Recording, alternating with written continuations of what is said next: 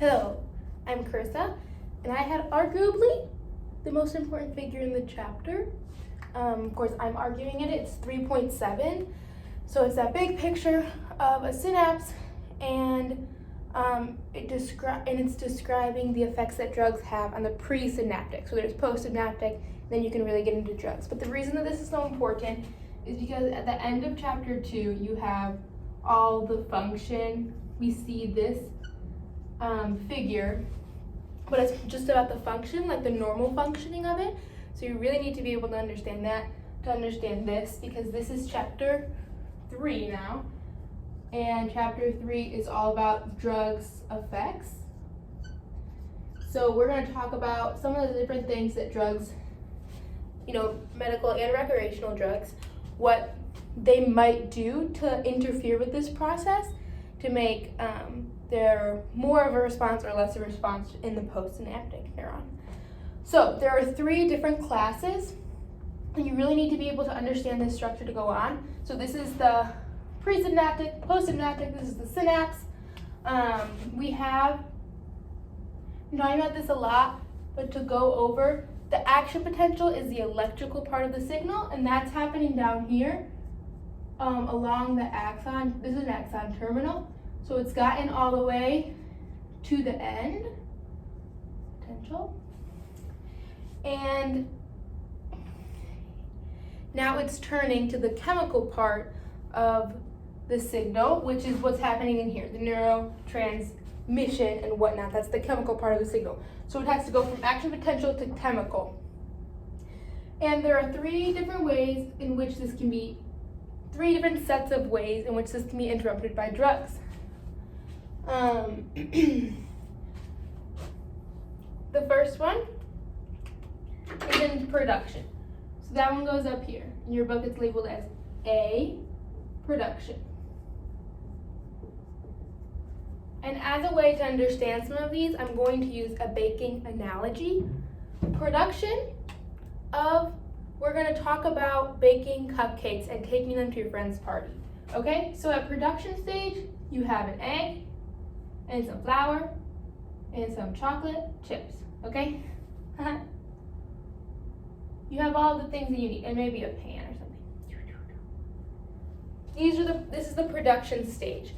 So in the production stage, this is where neurotransmitters are supposed to be made, and a drug comes in and prevents that from happening. So the ways that they do that is that in order for all this to go together, like in a cupcake, you need enzymes, and you need raw materials.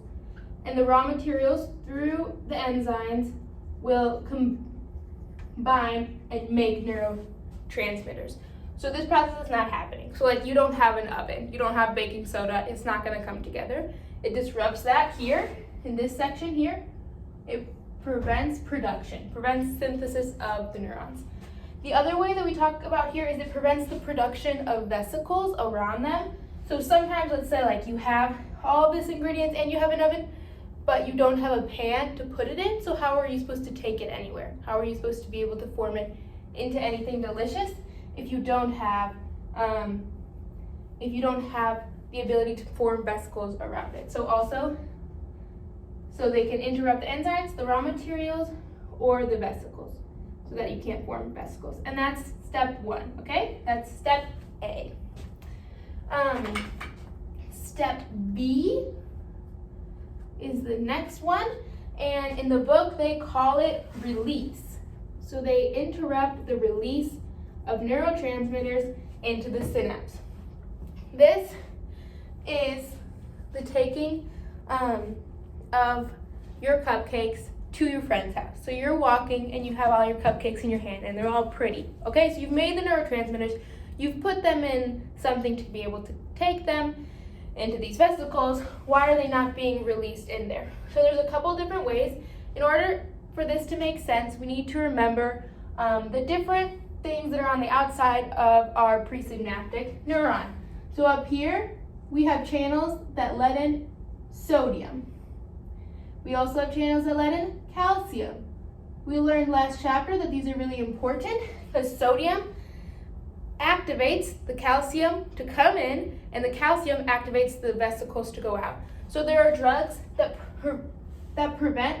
block this, so that the sodium never comes in, the action potential never reaches it. So you have neurotransmitters maybe in vesicles, but they can't be released, or they block the calcium. They're called calcium blockers, and if you don't have the calcium, you also can't have the release.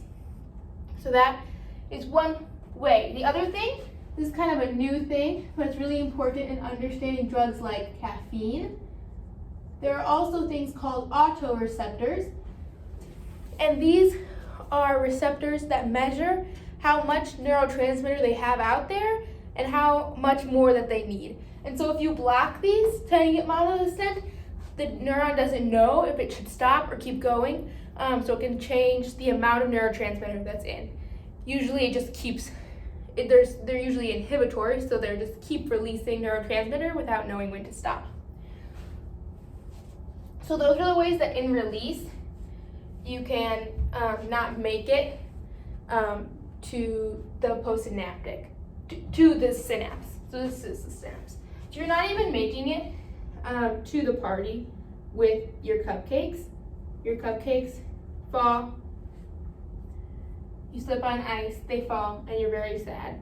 So you had beautiful cupcakes, now no one will know. This, they don't figure it out because they never got to the place that it was going. So the third thing and way that drugs interact with this is in clearance. So let's say you make it to the party. All your friends love your cupcakes, but you were hoping you would have like 8 or 9 to take home, right? But you stay so long at that party that people keep getting hungry and they keep eating and eating more because you never take them back. That's what these drugs are doing to the neurotransmitters. They're letting them stay in the synapse for longer than they're usually used to. How do they do this? Again, we need to remember a few things. There are 2 ways in general that neurotransmitters stop being in the synapse. They are either taken back up through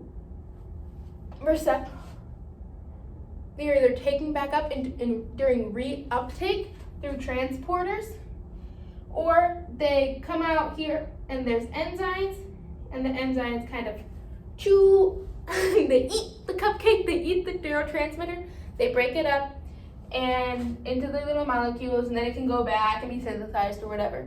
So 2 ways in which you can block this from happening in the clearance phase is you can inhibit these from being able to do that, so you have no drugs and now they don't work, or you can block these and now these no longer can do that.